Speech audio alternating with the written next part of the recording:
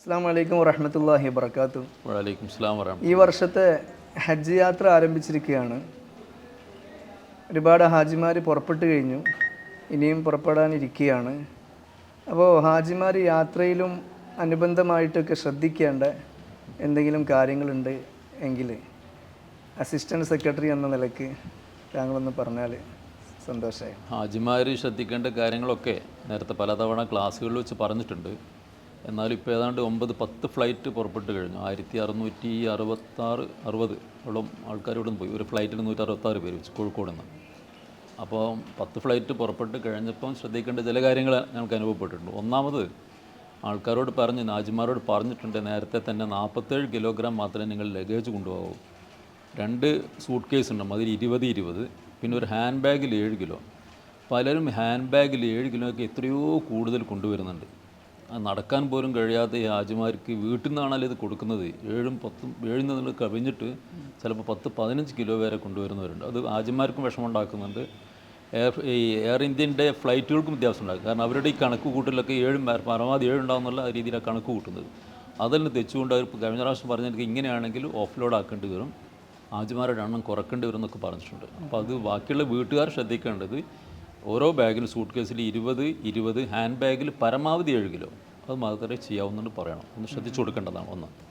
രണ്ടാമത്തത്, ഇവിടുന്ന് എയർപോർട്ടിൽ നിന്ന് തന്നെ ഇവരുടെ ഈ ലഗേജുകളും ബാഗേജുകളൊക്കെ മിസ്സായി കഴിഞ്ഞാൽ അത് കിട്ടുന്നതിന് വേണ്ടി ഇപ്രാവശ്യം ഹജ്ജ് കമ്മിറ്റി പ്രത്യേകമായിരിക്കുന്ന രീതി അവലംബിച്ചിട്ടുണ്ട്. ഒരു ബാർകോഡ് കൊടുക്കുന്നുണ്ട്. ആ ബാർകോഡ് ഇതിൽ ഒട്ടിക്കണം. അത് ലഗേജിൻ്റെ മുകളിൽ ഒട്ടിക്കണം. ഇപ്രാവശ്യം മുതൽ ഇത് ഹാൻഡ് ബാഗിൻ്റെ മുകളിൽ ഒട്ടിക്കുന്നുണ്ട്. കാരണം ഹാൻഡ് ബാഗ് എന്ത് വെച്ച് കഴിഞ്ഞാൽ അവിടെ ജിദ്ദയിൽ ഇറങ്ങിക്കഴിഞ്ഞാൽ ബസ്സിൻ്റെ കാരേജിലേക്ക് ഇടുകയാണ്. ഒന്നായിട്ട് രണ്ടാമത് റൂമിലേക്ക് എത്തിക്കുകയാണ്. അപ്പോൾ ഇതില്ല എങ്കിൽ അവർ റൂമിലേക്ക് എത്തിക്കാൻ പറ്റില്ല. അതിന് ഏതെങ്കിലും മിസ്സാവുകയാണെങ്കിൽ കണ്ടുപിടിക്കണമെങ്കിൽ ആ സ്റ്റിക്കർ പതിപ്പിച്ചിട്ടുണ്ടോ എന്നുള്ള ഹാജിമാർ ഇവിടുന്ന് ഉറപ്പ് വരുത്തണം. ഇപ്പം തന്നെ ഉറപ്പ് വരുന്നതാണ്. ലഗേജ് പിന്നെ അവർ പിന്നെ തീരെ നോക്കേണ്ട ആവശ്യമില്ല.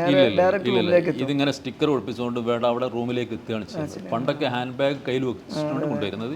ഇപ്പോൾ ഹാൻഡ് ബാഗും ബസ്സിൻ്റെ കാരിയറിലേക്ക് ഇട്ടിട്ട് അവർ റൂമിലേക്ക് എത്തിച്ചു കൊടുക്കും.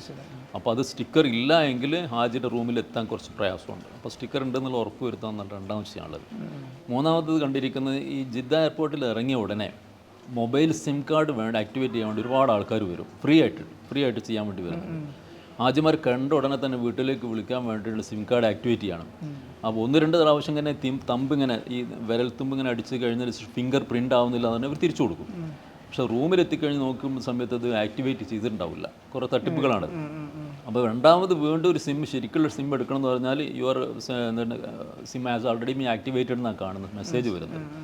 അപ്പോൾ അത് ശ്രദ്ധിക്കുക. ഒരു കാരണവശാലും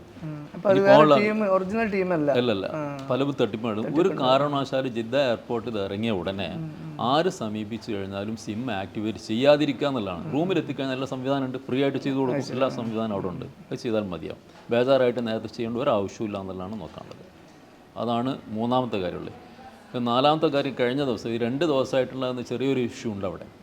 അപ്പോൾ ഹാജിമാർ ഇഷാ മഗ്‌രിബിൻ്റെ അടുക്ക് ഫാമിലി സഹിതം ഭാര്യയും ഭർത്താവും ഒക്കെ അവിടേക്ക് തവാഫിന് വേണ്ടി പോകുന്നുണ്ട്.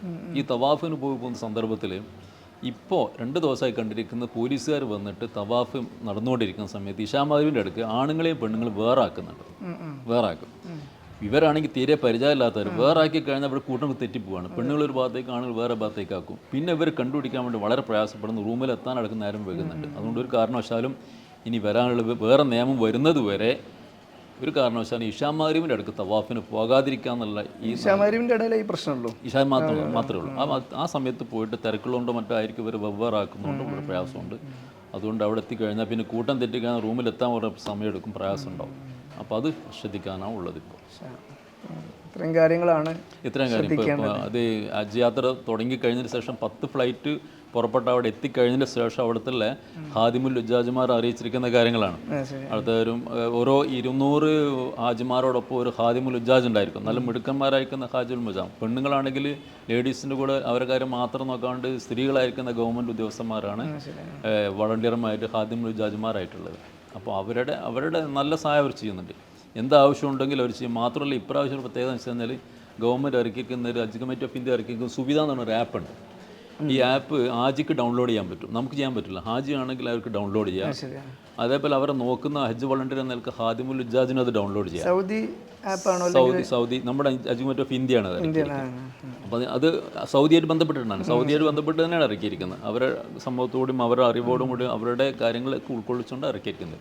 അതിൻ്റെ പ്രത്യേകത എന്താ വെച്ച് കഴിഞ്ഞാൽ ഒരു ഹാജിക്ക് എൻ്റെ ഹാദിം എവിടെ ഉണ്ട്, എൻ്റെ ഹജ്ജ് വോളണ്ടിയർ എവിടെ ഉണ്ട് എന്നുള്ള ആപ്പ് വെച്ച് നോക്കാൻ പറ്റും, എവിടെയാണെങ്കിലും കണ്ടുപിടിക്കാൻ പറ്റും.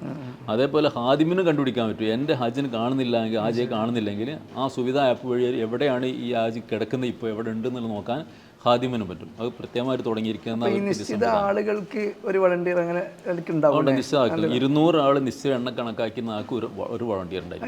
മുമ്പേ ഉള്ളതാണോ അല്ലെങ്കിൽ ഇപ്പോൾ? നേരത്തെ കഴിഞ്ഞ വർഷം അത് 300 ആയിരുന്നു. ഇപ്പോൾ അത് വീണ്ടും നമ്മൾ ഇവിടെ നമ്മുടെ ഗവൺമെൻറ് കേരള സർക്കാരും ഹജ്ജ് കമ്മിറ്റിയൊക്കെ ആവശ്യപ്പെട്ട അടിസ്ഥാനത്തിൽ അത് കുറച്ച് അതിൻ്റെ റേഷ്യോ 1:200 ആക്കിയാണ്. 200 ഹാജിമാർക്കും എന്നുള്ളതാണ്.